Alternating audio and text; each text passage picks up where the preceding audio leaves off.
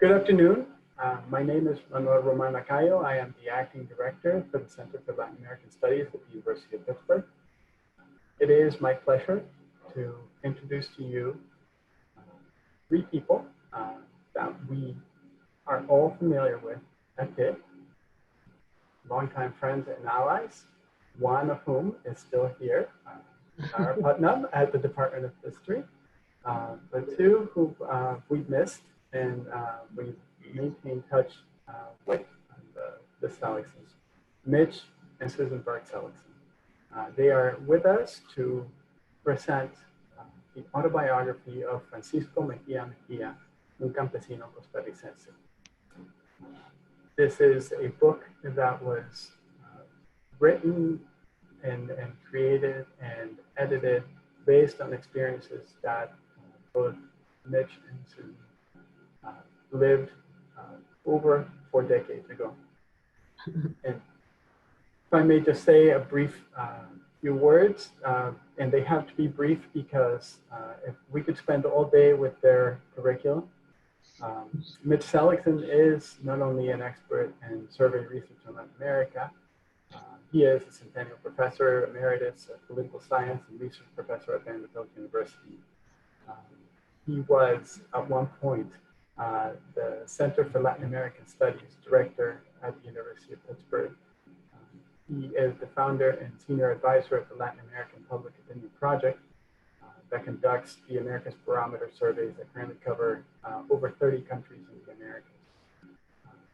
The American Political Science Association awarded him with the Comparative Dataset Prize, and tomorrow he'll be awarded the Dynamite Prize for his lifelong contributions to survey research methodology by the World Association of Public Opinion Research. He has traveled to nearly every country in Latin America, and he has chaired or co-chaired over 40 PhD dissertations, some by some people who are present in this meeting. Susan Berk-Seligson is a linguist, and her research in sociolinguistics and forensic linguistics, pragmatics, as well as discourse analysis and language and gender. She has published on relevant subjects to us, especially nowadays, on police interrogations and other pretrial phases of the judicial process as they relate to Spanish-speaking defendants, in addition to a book on interpreting in the courtroom itself. She is working on a book-length manuscript on judicial systems and context, focusing specifically on the rights of the Quichua of Ecuador to administer justice in their traditional indigenous ways. She has worked on a research project that focuses on discourse surrounding youth gang violence in Central America, looking specifically at El Salvador, Panama, and Guatemala. And that research constitutes a qualitative component of a much larger quantitative study based at Vanderbilt University. And that is all to say, it is a great pleasure for us to have them with us. Lara Putnam has graciously joined us because of her experiences and connections to Costa Rica, to be the moderator and discussant for this meeting. And so I will leave you with Lara at this point. Thank you. Thank you, and thank you all for joining us. I think we'll begin with the Seligsons presenting some of this, an overview of the origins of this project and of the experiences that led them to their encounter with Francisco Mejia Mejia and the life history that that they've captured here. And so first we'll hear from them, and then I'll share just a few words, and then we'll open it up for discussion and for questions. And I'm sure many of you will have questions, which can be shared via the chat, so that we'll be able to, even through this distanced Zoom modality, we'll be able to really engage with our great fortune in having the Seligsons with us today to share these words. I will be speaking today for the two of us because Mitch has laryngitis, but he's going to be my tech support. So he's here anyway next to me. First of all, I want to thank our assistant editor. And if you've seen the poster that went out, you'll see that our two names are on there, but also there's Juan Pablo Sainz, our assistant editor, without whom this whole project wouldn't have ended up in a book. He's a Costa Rican with a background in anthropology and political science, and he teaches courses at the University of Costa Rica. So we have a lot of thanks to give to him.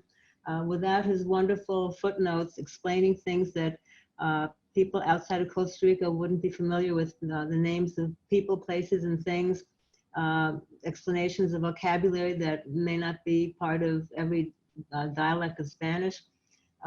He's made an invaluable contribution to the book. And we also want to thank Dr. Andrés León Araya, who is the director of CIEP, the Centro de Investigaciones y Estudios Políticos, which is an affiliate of the University of Costa Rica, for publishing this book. They are the ones who will be the publishers. Okay, Mitch. So you already have met Mitch through Manuel's introduction, but yeah, and for those who didn't know who he was, this is what he is today. And here's a picture of Mitch at an anniversary meeting of the Center for Latin American Studies. I don't know what that was in 2015, something like that. You might recognize that picture from the cover of Clásicos. So there's Mitch next to Kathleen DeWalt and Shirley Krieger and Carmela Mesolago and other former directors of the Latin American Center. There's Mitch and me at the event when he was awarded the Wallace Chair of Political Science. That was 1994. That was an exciting moment for him, and then for me too. And now you know who I am through Manuel's introduction. I was an associate professor in the Hispanic Languages and Literature Department at Pitt. I was there for 19 years. I came the year before Mitch did. Mitch came in 86. I was there in 85. He came as director of the Latin American Center then. And I just retired a couple of years ago. And this is that book, The Bilingual Courtroom, Court Interpreters in the Judicial Process, which had its third iteration.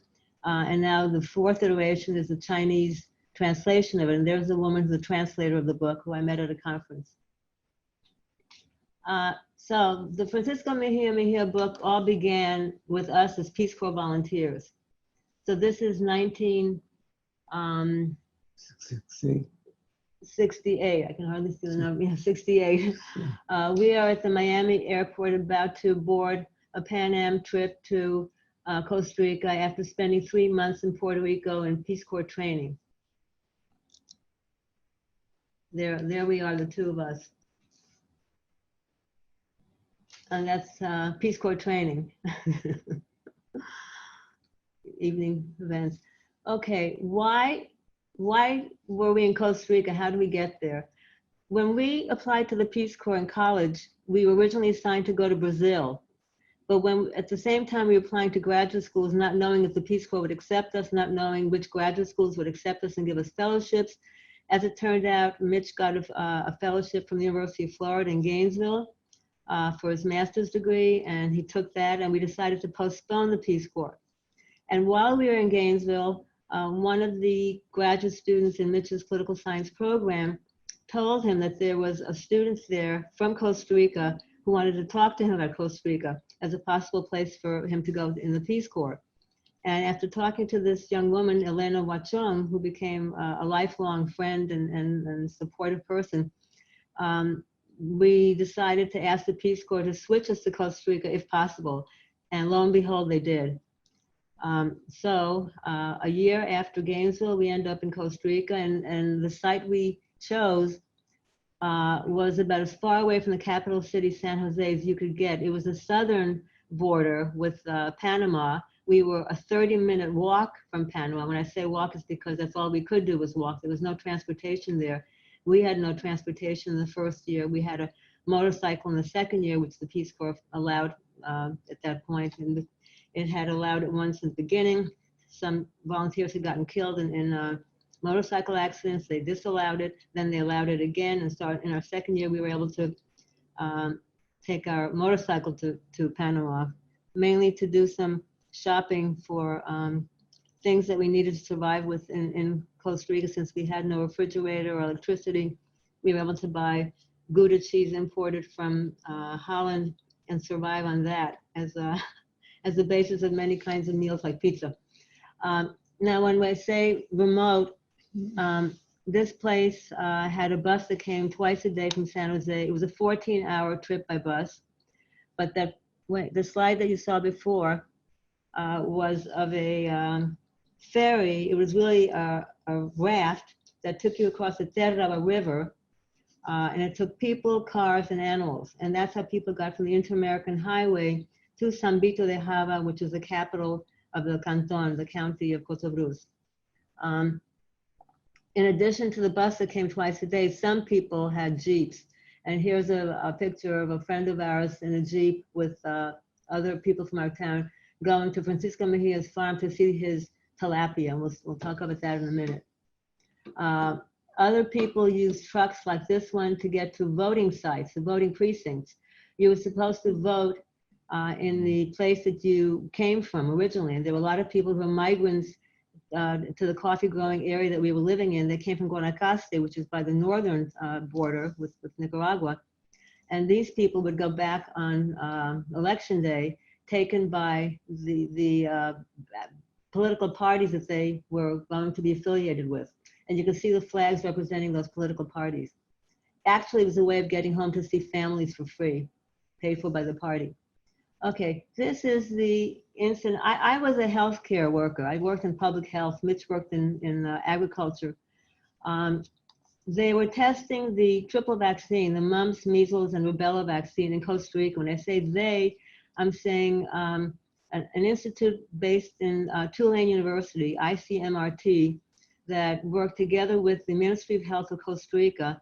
And this group of people here consists of doctors from the United States, but mainly doctors from Costa Rica, from the Ministry of Health, and nurses from Costa Rica, who were going around to rural areas which the pharmaceutical company, Merck Sharp and Dohme, believed had not been vaccinated yet for childhood illnesses. And that's why they chose places like Costa Rica. These children were not vaccinated for anything at the time. It was believed, and I think that was accurate.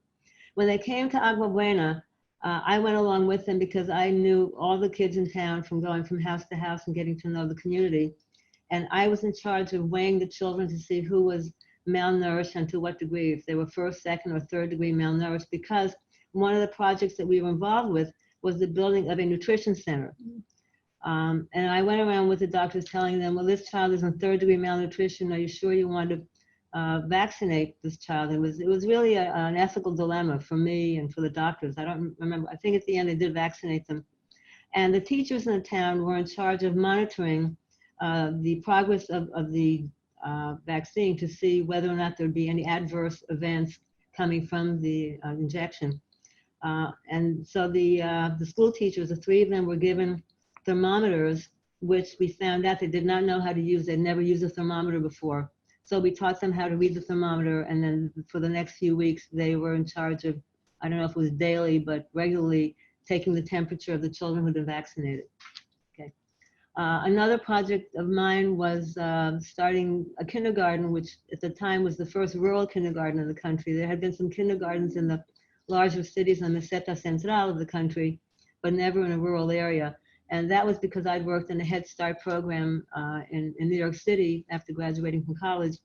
And when I saw these kids coming into the nutrition center every day, getting a free lunch that was paid for partly by USAID funds for this nutritious flour called CSM, which was a combination of soybeans and cornmeal and some vitamins thrown in there, and milk powder given by CARE Costa Rica, and the building, which was paid for by the Ministry of Health of Costa Rica. So it was a joint project. And these children who were malnourished, they were all preschool. Preschool meant 1 year old to 6 years old. They started school at age 7 in Costa Rica. They'd come every day for lunch, and the mothers who were breastfeeding also were entitled to have this free lunch and the powdered milk. And this is the kindergarten teacher with the kindergarten children, the first group of kindergarten kids, which was a thrilling thing for the town. Yes. So here's the book. And there's Juan Pablo signs his name under our names. I don't think it showed on the first in the PowerPoint at the beginning, but all three names are on the book. And how did we know Francisco? We work closely with the Comité de Desarrollo Comunal. It was a community development committee, and he was president of this committee, and his wife was the secretary of the committee, Blanca. And this is their house. He had a farm, which was mainly dedicated to the growing of coffee, but he also grew pineapples as a second product, and he would sell the pineapples to our town. He didn't live in Agua Buena. He would walk a half hour to get to Agua Buena from his little town, which they call San Francisco, after him. He was quite poor. The house was not painted.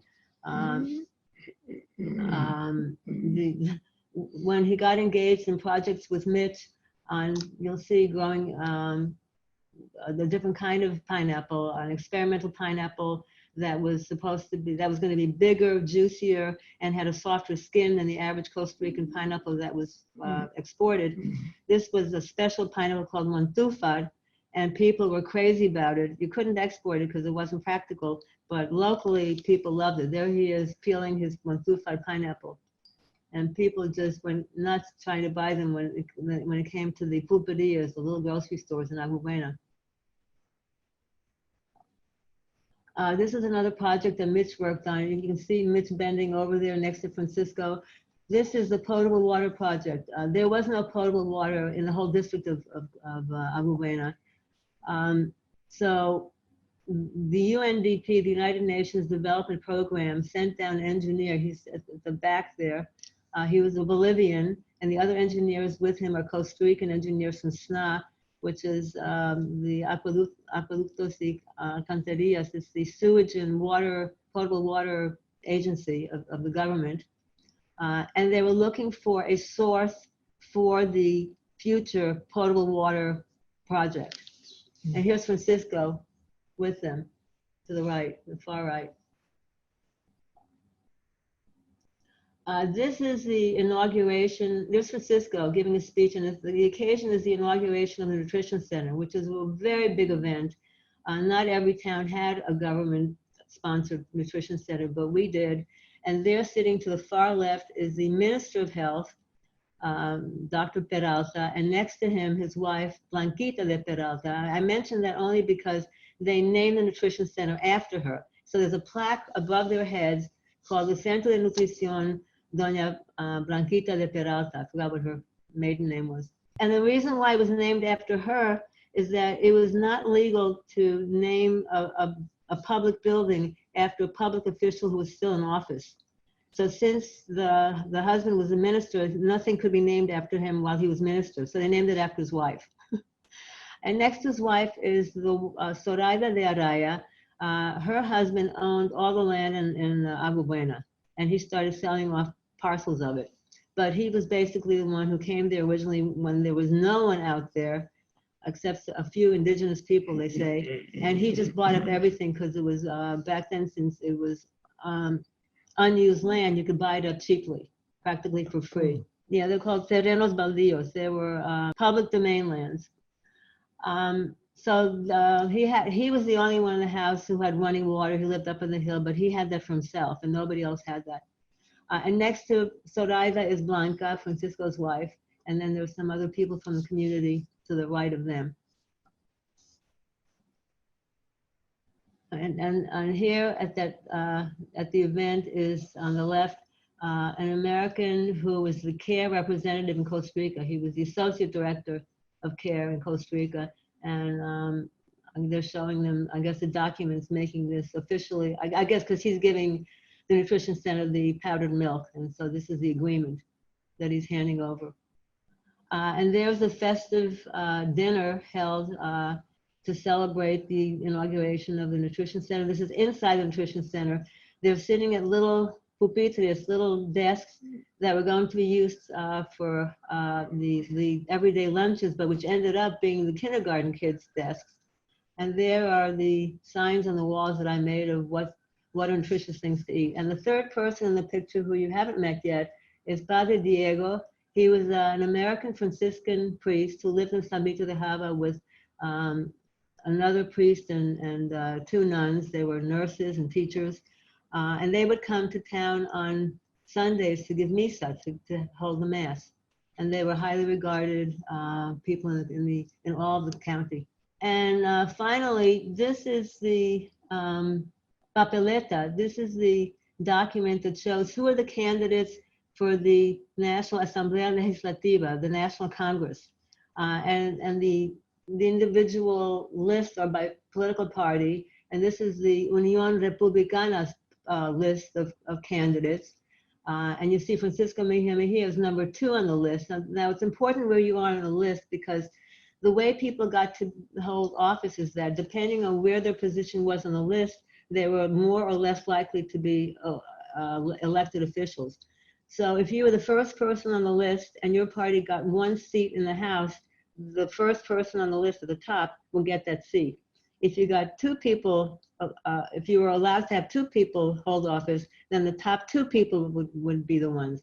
So he was number 2, but that year, only one person got a seat from that party. So Francisco didn't get it. But Francisco was very highly regarded throughout the county, and so he was an important member of the municipal government, which was based in San Vito de Java, the capital. And in it, he was a suplente, which means he was a substitute, just in case the regular office holder on the municipal council couldn't make it to the meeting. Francisco would take that person's place. And that is what we wanted to tell you in the PowerPoint. We'll give it over now to Professor Putnam. Great, thank you so much, and thank you for bringing this book to us. It's really it's a wonderful range of narratives. What we learn in the book is that the 2 of you interviewed Francisco Mejia Mejia over the course of multiple years, and you had the idea, which I'd love to hear you say more about in Q&A, about you had the idea to record your interviews with him, to tape record these and create an ongoing document of the stories that he had over the course of his life. And I'm eager, as a historian, I'm eager to hear more about the impulse behind that decision to create a life history. And I'll note that it's actually the creation of life histories of rural people within the developing world, within the Americas, is actually kind of at its heyday in exactly the same period that you made that choice. And I don't think that that's responding to a single mandate from above, but rather responding to multiple social and cultural sort of conjunctures of the moment. So this was a time when there was presence of people coming out of academic backgrounds, going into rural areas. It was a heyday of new kinds of fieldwork being carried out as part of the investment in development, and the creation, sort of a particularly intense moment of creation of academic knowledge about the developing world. It's not coincidental that it's also the heyday of the sort of creation of the area studies paradigm within US academia. This was an era in which there was attention being paid to particular places in their trajectory over time, and what combination of economic and political and agricultural and infrastructural factors needed to come together in order for communities and countries to advance towards development in the sort of framework of the time. And so you had, again, you had people crossing borders and heading from a background in, or from experiences within academic settings into very practical hands-on projects in which they were working as collaborators with folks living in rural areas. Some of those people crossing borders were crossing international borders, as you did. Others were crossing internal borders within countries, going from capital cities which tended to be where local and national educational institutions were based, institutions of higher education and research were based, going out into rural areas and working in projects of cooperative development. So just to name a few of these projects, of course, there's this oral history that you produced and that has finally, wonderfully seen publication now. Similarly, within on the opposite coast of Costa Rica, Paula Palmer, who was a Peace Corps volunteer herself from the US in the roughly the same years, began recording interviews with local Afro-Caribbean Costa Rican citizens in Cahuita and other parts of the Atlantic coast, the Caribbean coast of Costa Rica. So these were people who were the children and grandchildren of immigrants from Jamaica and elsewhere in the Caribbean. And she created a book which within Costa Rica is extremely well known, What Happened, which is she created it's a life history based or oral history based history of experiences within this small rural coastal town in Limon, which for a long time was one of the very few books that had been published about the sort of past of Afro-Caribbean Costa Ricans. It's also roughly the same years in which the Autobiografías Campesinas series was created by at UNA in Costa Rica. So the university, La Universidad Nacional Autónoma, based in Alajuela, led a competition, created a competition in which people were called from, a call went out to the entire nation for campesinos, people who self-describe themselves as campesinos, as peasants or rural people, to write out their autobiographies and submit them. And some of these were published, and many more were received and then were published. And so these are still available to scholars today at UNA. Actually, by now I would guess, although I haven't checked recently, that they must be digitized and available online. But so hundreds of these peasant autobiographies were captured by scholars at UNA. And those are stories, life histories of both men and women, ranging in birth date from people who had been born in the 1890s up to people who were much younger at the time of when they were telling their life histories. So that's another, for historians, that's another amazing resource for us to sort of think about the past. And indeed, in those same years at the University of the West Indies in Jamaica, there was a life history project undertaken that was concluded a few years later to capture the life histories of the second generation of freed people. So they were interviewing people who were by the 1970s, people who were in their 70s or 80s or 90s about their life histories. And so again, this was another project that created an enormous array of primary sources of life history testimonies. And again, it was created by people linked to the university that was based in the capital city, but who were part of this moment of sort of heading out into and doing hands-on work in and listening to the voices of people in rural areas. So that's the first contextualization I'll give for this project. It's really, to me, it's fascinating to see it be published now. It's also really interesting to put it in its historical moment and see the work that you did, the two of you, in creating this as being part of a sort of wave of encounter and engagement, which happened in many different places in these years.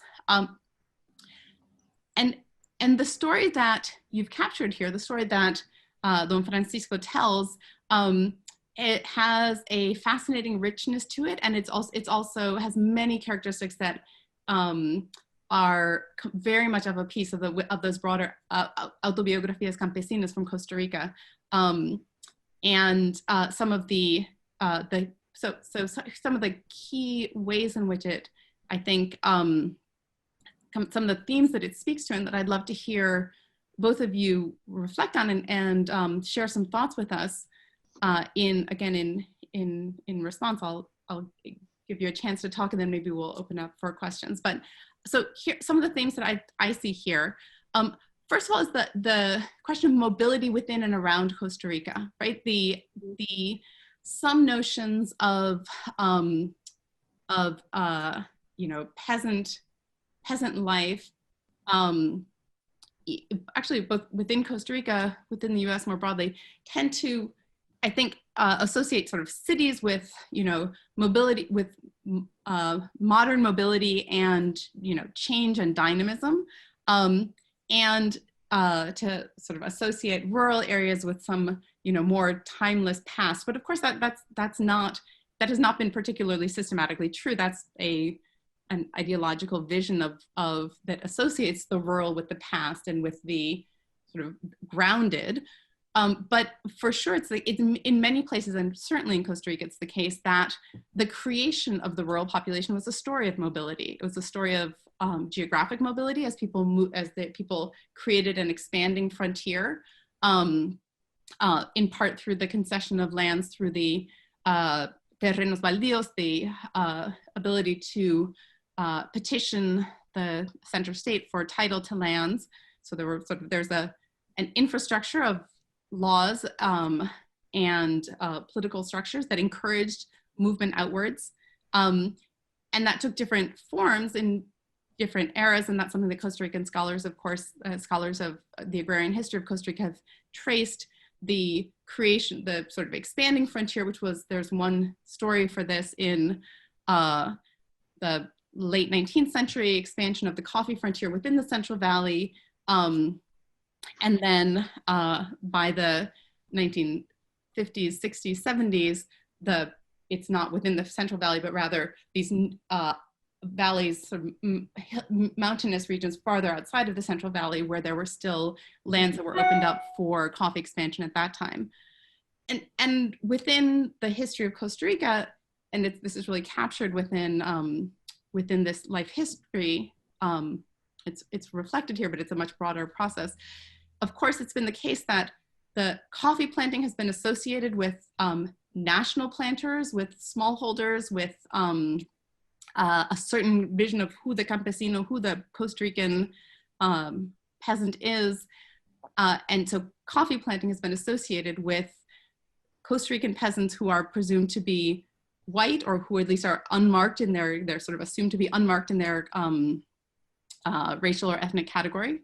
They're just ticos. So not someone who's marked as being racially different. And coffee planting is associated with Costa Rican cultivators and with small holdings. Although, of course, it's always been the case that those small holdings within the Central Valley were part of rural societies in which there were important differences of class, but differences of class and differences of wealth that were sort of mediated by relationships of kinship and networks of kinship.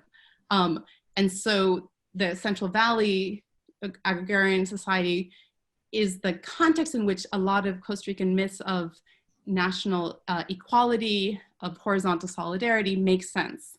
The idea that todos somos ticos, that that all Costa Ricans have a sort of equal democratic belonging was both true and not true in the 20th century history of the coffee zones. On the one hand, absolutely there were differences of power and of access and of wealth, but on the other hand, there were these were not racialized gulfs of power, but rather continuities of smaller towns and with people with multiple kinds of kinship and fictive kinship networks tying them together into agrarian society. And this is, of course, really visible in the life history of Francisco Mejia Mejia, who on the one hand is growing up, I think he's born in, I believe, Grecia. He grows up very poor. He gives a detailed description of his experiences being raised by his maternal grandparents, as someone who was an illegitimate child, and which is something he tells us front and center in his very first paragraphs. And again, that sort of captures one of the real class markers within Costa Rican society is often marriage. And so that his story of his impoverished youth goes along with this description of his mother who became pregnant, had him without marrying his father, is then raised by his grandparents. And so we see him living in this Central Valley regions in which where cane was planted, sugar cane was planted, and coffee was planted, both in with relatively little money, but in a context in which there was some access to school, there was some access to kinship networks that had that opened certain doors for him, and there were certain sort of he doesn't describe them this way, but sort of patron-client relationships with school teachers, with more educated or somewhat more privileged families within the community who opened doors for him to identify with them and have a range of to sort of make it through, despite what he describes as his he would sometimes get in trouble, not always behave as he should. He gives us stories of the games he played and the times he ended up in jail, the fist fights he got into. So another thread that goes through the story is, again, he doesn't describe it this way. I would say the ways in which masculinity was sort of constructed for men of his era as being about being a good provider or trying to be a good provider, and also about defending yourself with your fists, and also about getting into trouble. We see also all of these pieces. But the one of the most interesting things is that even though, as I sort of described Central Valley within the Central Valley and Central Valley coffee growing regions as fitting within the Costa Rican sort of national mythology as being part of the sort of the heartland of the true Costa Rican national identity and egalitarian mythos. It's also, there are very different images associated with the peripheral regions of Costa Rica, that where the agricultural frontier was more often associated with export crops, with banana in particular, and later in abaca, and with foreign capital, so with the United Fruit Banana Company and other banana companies. And those are regions of the country where that had been more associated in, again, sort of in the national imaginary, and the history is most often read in old school public school textbooks and so on. The Atlantic coast, the Pacific coast, were associated with immigrant workers rather than national workers, and with wage labor for a foreign company, the United Fruit Company in particular, with its banana plantations and so on. And so those were regions, associated with Jamaican workers on the Atlantic coast, and with Nicaraguan workers especially, although to a certain extent also Costa Rican workers on the Pacific coast. All of this to say is part of what's so interesting about Francisco's life history, and absolutely typical, in fact, is that there is no sharp distinction between the Central Valley and some kind of other, in practice, across the center of the 20th century, rural people, campesinos, traveled between these different places. People sought out different earnings opportunities across the course of a life cycle that wove together alajuela and smallholder cultivation, and sometime working on the railroad, and working on the railroad alongside people of Jamaican ancestry who were perceived as being, negros. And we hear a whole series of stories from Francisco's youth about his conflictive relationships when he goes off to Limon and works alongside some people of Jamaican ancestry, other people who he describes as cholos, people of indigenous ancestry. And you appropriately mark for us the ways in which, as in an editorial note, the ways in which he's speaking using the ethnic and racialized language of the era. And it's important that you leave those pieces of the story in, because those are indeed part of the story of mid-century Costa Rica, are exactly these tensions that were perceived in sort of racialized or ethnically defined ways. And then he goes from Alajuela to work in Limon, to work at the border with Panama, and then it goes to seek fortune and employment on the Pacific coast, working again in the zone, which at that point is where banana is expanding at that time. And so the very fact of his mobility and life history shows us the ways that the different regions of Costa Rica, far from being somehow, separate from each other with some kind of Central Valley, real Costa Ricanness and external or peripheral others, and far from having a sort of Central Valley associated with prosperity and, peripheral regions associated just with foreign capital and exploitation. We really see all of one individual's life story weaving these different regions together. And indeed, in all of the great majority of the autobiografías campesinas, many of them capture the same thing, right? The ways in which the different life histories and circulations wove together in this country.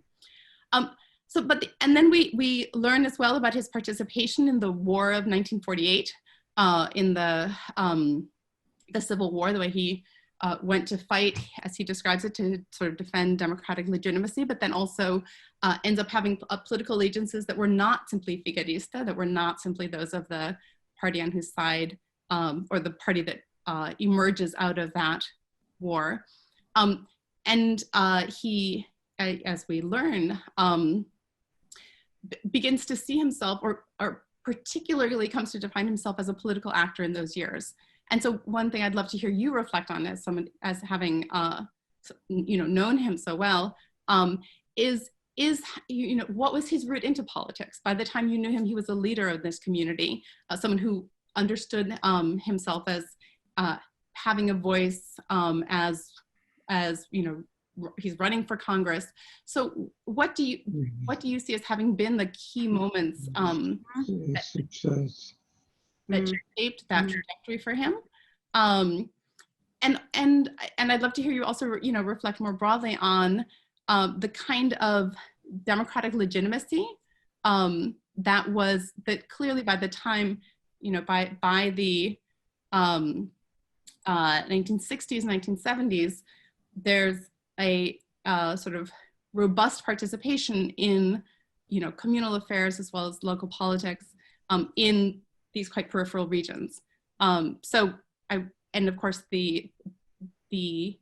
those same themes of political participation and democratic legitimacy would then go on to be important parts of, for instance, Mitch, of your own research. So this is the final thing that I'd love to hear each of you reflect on separately, is how your experiences, moving away from the story of Francisco, how your experiences during this extended fieldwork stay, during your time, how they carried on in and shaped the interest that you would bring to each of your academic careers moving forward.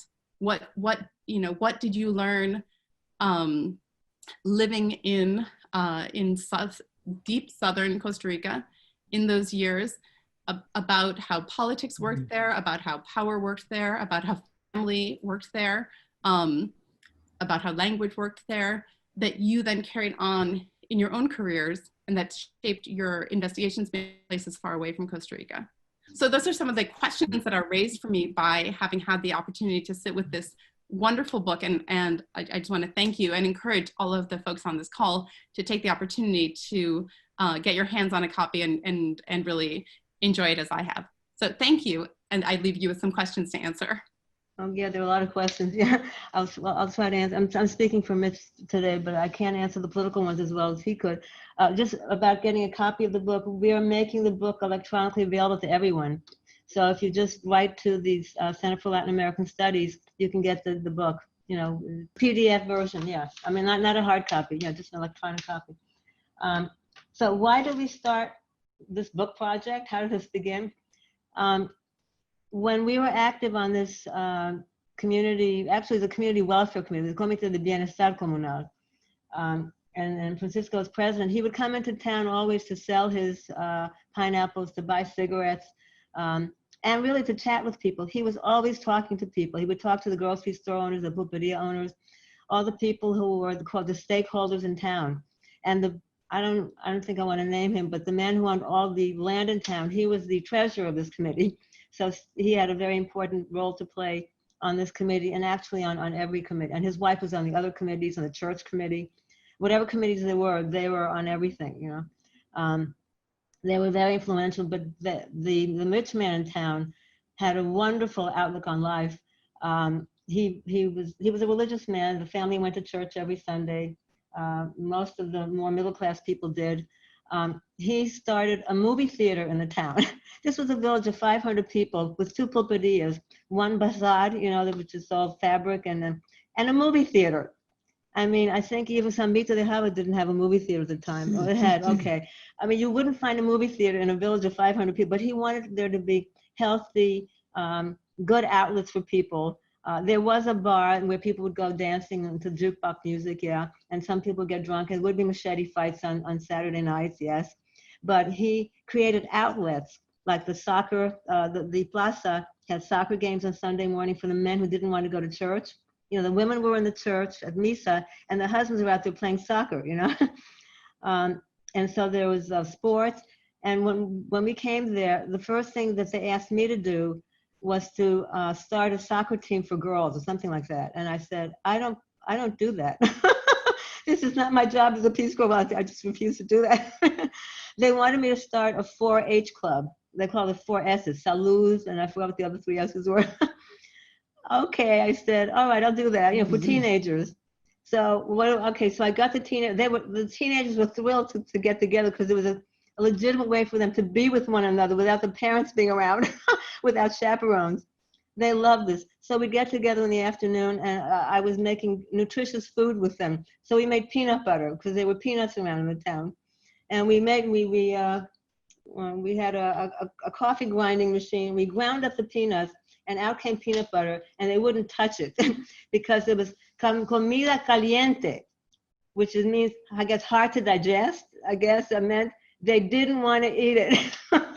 So that was a flop. You know, whatever I had, there was flour. So one day we made pancakes, which was not nutritious, but at least it was fun. You know, I mean, I did whatever I could. It was after my first year of marriage, and I didn't know how to cook myself. And I was teaching them out of my Fannie Farmer paperback cookbook that came in a Peace Corps locker, you know? Anyway, so the leader of the town wanted certain things of me and of him. He found I had artistic abilities. He wanted, there was a Christmas turno, which is a big festive fair. It's a fair that lasts like, I don't know, a week or so. And people sell the foods that they've been making all week at home. I think they were not empanadas, but what do you call it? Made of corn that are filled with something, and people were getting food poisoning. But there was no refrigeration in town, so people would fill them with meat and then sell them a week later unrefrigerated. Of course, people would get sick. Tamales, that's what tamales. Yeah. Is wrapped in the banana leaves. Yeah. Oh, yeah. They were covered in banana leaves. And so the big man in town asked me to paint a picture of something Christmassy. So I made a big Santa Claus, and they'd never seen Santa Claus before because that was not part of Costa Rican culture. I was imposing my North American culture of Christmas on them. It was really, you know, I mean, I had no idea what I was doing, but they appreciated it. There was a big picture of Santa. They loved it. You know, they knew they'd seen it in movies. So why did we record this? When we first heard the stories from the Peace Corps, we did not have a tape recorder. We just listened to the stories and loved them. When we came back 2 years later, when Mitch was doing his fieldwork for the dissertation, by then I was collecting data for myself as a sociolinguist, and I had a tape recorder with me. So with it, we'd have Francisco come over for coffee, and he'd tell us his stories. We'd record him and have coffee and cake together. And he loved the attention that someone wanted to hear about his life. I mean, it's not what most people out there, when you're going through life yourself, have the patience to do or the interest in doing. Yeah, the important thing about the book is that all the words are his. We did not change anything. Okay, this is not like a Rigo Berta Menchú kind of thing. We just took the words and had them typed up by a bilingual undergraduate student at the University of Arizona, where Mitch was teaching, on an IBM Selectric typewriter. There was no electronic kind of, you know, there were no computers then, back in 1974, when it was being typed up, 76. And we didn't know what we would do with this thing. There was no specific project we had in mind. We just knew that these were such wonderful stories. They needed to be preserved. And then we put it aside for 40 years. We had it typed up. And then suddenly, after we're about to retire, we said, we really must do something with this now. It's been sitting there in the filing cabinet, you know, for 40 years. So then Mitch had it converted with this OCR, optical character recognition, which will take a piece of paper with print on it and turn it into electronic format. But it failed miserably because it was filled with handwritten Spanish accents, tildes and acento agudo, you know, the stress accent, filled with them. And this recognition program couldn't recognize them. So it came out with a distorted version of every sentence. It was just awful. So that's why we looked for someone like Juan Pablo to help us. Mitch had worked with Juan Pablo before and on some other project for LAPOP. And Mitch thought he had wonderful talents. He could interview people wonderfully, and he had this anthropological background and linguistic sensitivity. And he chose Juan Pablo to be our helper on this thing, our assistant. And Juan Pablo worked with us for what, about a year and a half, 2 years. And he had to go over all these mangled computerized pages and go back to the originals and make sure that they're accurate. But in the end, we had him go to the original tapes and listen to the recordings and match that up with the final electronic version to make sure it was really accurate. So there were 2 layers of accuracy involved here, and he did that whole thing. And in the process, he noticed that, well, you know, someone who's not a Costa Rican wouldn't know what this means. And someone today who's a young person wouldn't know the meaning of that word because they said it back 50 years ago, but no one's using it today. So he gave us wonderful insights, and we said, write that up, we'll use it as a footnote. And so most of the footnotes come from him, and they're really invaluable footnotes. So yeah, what were we planning to do with this? Nothing specific, really. You know, when we had it typed, we really didn't know what to do with it. It was not in my field. I was doing a PhD in linguistics. Mitch was working as an assistant professor already, trying to get tenure. It didn't fit in with his research agenda at all. So we just left it. We just kept it. And I used that story about how he dropped out of school in the 3rd grade, La Niña Pacheco. I've used that story in my classes every year, and the students really, it resonates with them. That in the 3rd grade, he fell in love with his teacher. She was really pretty, and she noticed that he liked her a lot. So she would let him come to her house and carry her school books back to school with her. And he did this every morning. And one day she invited him to have breakfast with her. And he said, you know, at home, all he got was a tortilla and agua dulce, which is water mixed with, it's like sugar, it's the residue of sugar cane. It's like brown sugar that comes from sugar cane. Molasses, yeah, I guess molasses mixed with water, not milk, you know, no protein. And that was his breakfast. Well, she had a wonderful breakfast with cheese and, I don't know, bread, which he never could eat, and all kinds of, and she would share that with him. And he said he didn't know why he fell in love with her. Was it for the breakfast or herself? But anyway, it was a combination of both. He was totally fascinated with her. And then at the end of the year, he noticed this young man coming to visit her, and he discovered that she was engaged to be married. And he was so disillusioned and so betrayed that he says he dropped out of school because of that. He couldn't take it. So now actually, in reality, back in the 1920s and 30s, the average Costa Rican campesino went up to 3rd grade. And Francisco's wife, Blanca, had 6th grade education, which was the norm in Agua Buena at the time when we were there in 68, 69, 70. 6th grade was the most that most kids went up to because there was no high school or middle school in the town. There was no colegio. There was a new colegio in San Vito de Java in the capital, in the county seat. But the kids from Agua Buena didn't go there. One very smart kid got a scholarship from the rich man in town to pay for his bus fare and his school uniform and books because he was so gifted.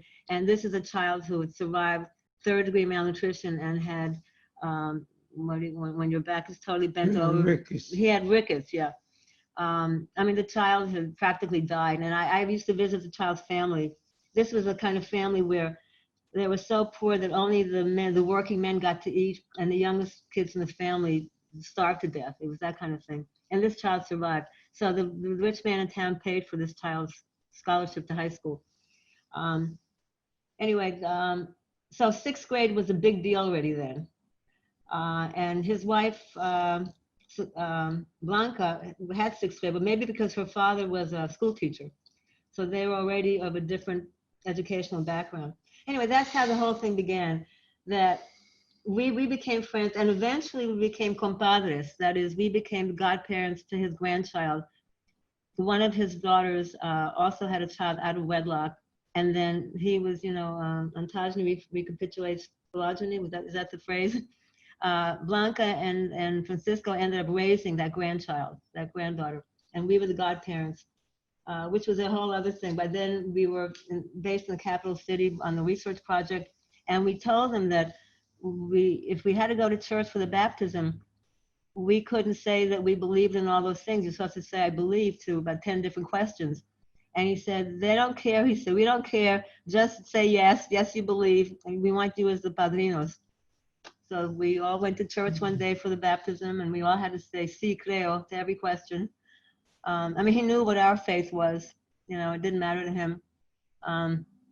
We were lifelong friends, and unfortunately he died relatively young, about 10 years later. But every time we went to Costa Rica, we were together with him and Blanca. And in fact, when we had a child, and I was doing my dissertation research, and Mitch was involved in research projects in the field, Blanca and Francisco lived in our house together with that grandchild, and Blanca took care of our child so I could go to the library and write my chapters for my dissertation. So that's the kind of relationship we ended up having. Okay, so yeah, the thing of the relationships, the kinship relationships, Blanca, it turns out, didn't know until she lived in Potable for a while that she was a cousin, a distant cousin of the wife of the rich man in town. And you saw them sitting together on the bench there at the day of the inauguration. The two of them, it turned out, were related in some way. And maybe that's why Blanca was given the job of being secretary of that communal committee, that Comité de Bienestar Comunal. And they trusted her. But then the money was in the hands of the rich man in town. And it was interesting, when they made a decision on what color to paint the nutrition center, the votes were in favor of gray. They were going to paint the nutrition center gray for the children. And when the paint came in from San Jose, it turned out to be a flamingo pink, which I thought was a much better idea. So the rich man in town, who was the one who bought and sold paint, decided on his own that it was not going to be gray, it was going to be pink, you know? So if you had the power, you made the important decisions like what color to paint this beautiful new building for children, and it was wonderful. It's what you see all over Miami, you know, that kind of pink. Yeah, this thing of Francisco going from one part of the country to another, to all the different crops, starting in a sugarcane area. He obviously worked in a coffee, well, he ended up in a coffee growing zone, but bananas. To me, he was a rolling stone. He kept on rolling from one place to the other, to the other, to the other. He never stopped. But everywhere he went, he knew people. And that's what struck me. He knew someone everywhere. And you want to know, how did he get into politics? It's because he talked to everybody. Everyone knew him. He loved people. He loved to sit down with a cigarette, with a cup of coffee, whatever, and talk to everyone. And because he knew everyone knew him, and he knew important people too, and he was respected, that's what got him into positions of potential political authority. He had connections. He had connections with everyone. He had connections in San Vito de Java too. And then eventually he moved there. He sold his farm after we left and moved to San Vito de Java and earned some money as a taxi driver, it turned out, before he died. So it was talking to people and knowing the right people. I mean, he was very close to the rich man in town, although they had a falling out over property apparently, but they made amends on that one. But he was respected by all the people who did have social power, influence, who had more money. Francisco was always a poor man until he sold the farm. And then by then it was the last 2 years of his life. I mean, that house was a very poor household. And let me see your last questions. Yeah, politics. I think that's how he got into politics, by knowing everyone and that everyone knew him. And this periphery, San Vito de Java was an unusual place. It was an Italian colony. It was also unused land that was granted to Italian immigrants after World War II. They had restaurants, Italian bakeries. They still do today. So they had their own influence in the town. In fact, one of the sons of the baker in town became a diputado back in the 1990s. So they rose up. They had a pastry. There was a guy who made pastries who ended up in San Jose. Oh, you must know this. This Giacomine, the Giacomine pastry shop, which has several outlets, and they sell it now in the supermarkets. They're from San Vito de Java originally. So Lara, you probably have eaten some of their pastries, I'm sure, as all of us have. Any other questions? One question came to me through the chat, which is, have you been back to this community recently? And, you know, can you bring us up to date? You know, what Yes, yeah, we were there, what, I don't know. like in the year 2020? Yeah, no, we were, well, recently, for us it's recent, but it was maybe 4 years ago, 5 years ago. Yeah, we were back, and it was amazing, just amazing. The woman I worked with the most closely, she was a real community leader, Jovita, we mentioned her, and thank you, Jovita de Cordero. She was doing email, and you know, she has a computer, and there's television, I mean, there's electricity everywhere, there's TV everywhere, there are telephones. I mean, these are all the things that were not there back in 1968. It's a totally modern place. There are a couple of high schools now, colegios. What is there? Water system. Oh yeah, the water system. Of course, there's a potable water system. There's everything you'd want in a town. I mean, they were in the 20th century. They were up in the 21st century. Oh, there's a supermarket in town, which was unbelievable. The only supermarket in the entire area back then was in the capital, in San Vito de Java, the Más por Menos. Yeah, so there's a supermarket, and Agua Buena now has how many people? Several thousand, I think 4,000, yeah. Yeah, so if you Google the town, I mean, with Google Maps, you'll see what a complicated place it is now. I mean, it's really been brought up to the 21st century, just amazing. Well, but of course it has been 50 years. So I guess a lot happens in 50 years, yeah. But some of the people are still there. I mean, that's the thing. Some of the people we knew back then are still alive and still living there. They have not left. Like Jovita and the guy who ran the lumber mill for the rich man in town. Sawmill. What? The sawmill. The sawmill, yeah.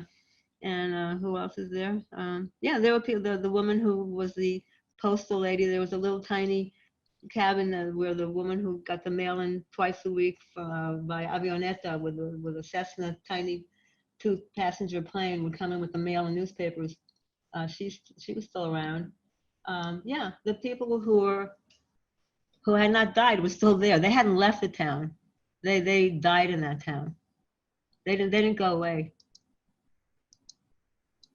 Well, thank you so much. Thank you for bringing the story up to the present, or up to close to the present for us. And I think we're close to running out of time, but let me hand the event over to Manuel for any closing remarks. And let me again thank you for your work in bringing this work to publication and in making it freely and widely available. I think it's going to be a wonderful resource for scholars and for students, for people in Costa Rica and far away. So thank you so much for the work that you've done here. Thank you for your comments. Really, they were to put into an academic framework was really good to hear. No, indeed, we thank you for taking the time and sharing this with us. You know, as you spoke and as Lara made remarks, you know, my own personal connections to the region. I mean, I'm not Costa Rican, but I did grow up in Nicaragua, and so Costa Rica is, you know, like a second home. It was for a while, in fact, and so all of that, you know, brings back a lot of reason to reflect on those changes. You know, what's happened in all these years, and how, you know, so many of these the relations with the countries and people, and being so close to the Panama border. And you know, the question is, how is that affecting that part of Costa Rica, et cetera. But thank you so much. We will stay in touch, and I hope you do the same. And I thank everybody who was able to be in this meeting for joining us. And we remain always available for any other connection or relevant information in this regard.